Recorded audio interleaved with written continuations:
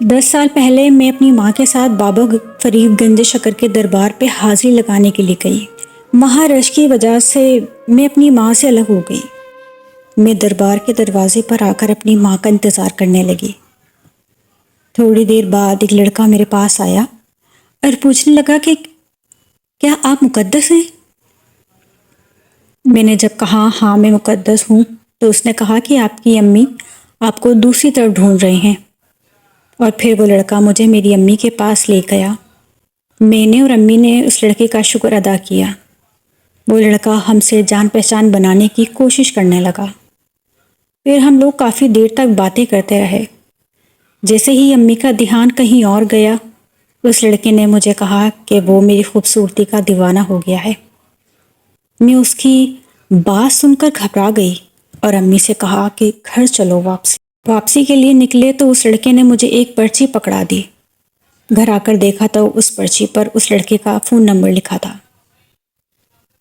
میں نے وہ فون نمبر اپنی دوست عائشہ کو دے دیا اور عائشہ سے کہا کہ وہ کال کر کے اس لڑکے کو سمجھا دے کہ جس لڑکی کو تم نے نمبر دیا تھا وہ تم سے بات نہیں کر سکتی، کیونکہ اس لڑکی کی کچھ دنوں تک شادی ہونے والی ہے۔ اور پھر کچھ دنوں بعد میری شادی ہو گئی۔ پاک پتن شہر سے اپنے سسرال شہر لاہور میں آ گئی۔ 5 سال گزر گئے اور میرے 3 بچے ہو چکے تھے۔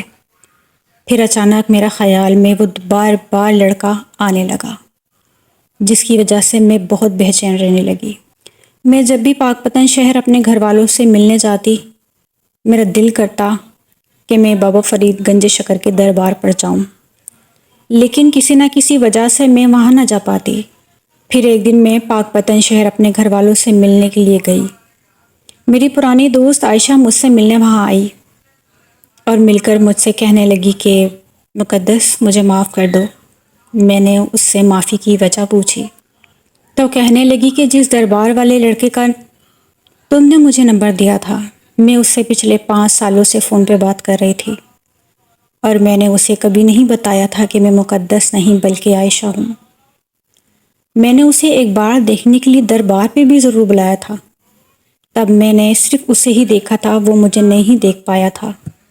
پھر اس کے بعد 1 سال پہلے میری شادی ہو گئی اور میں نے اسے لڑکے کو بنا بتائے اس سے رابطہ ختم کر دیا۔ لیکن کل جب میں بابا فرید کے دربار پر گئی تو وہ لڑکا وہاں ملنگ بن کر بیٹھا تھا اور لوگوں سے کہہ رہا تھا، اور لوگ یہ کہہ رہے تھے کہ یہ لڑکا کسی کے عشق میں پاگل ہو گیا ہے۔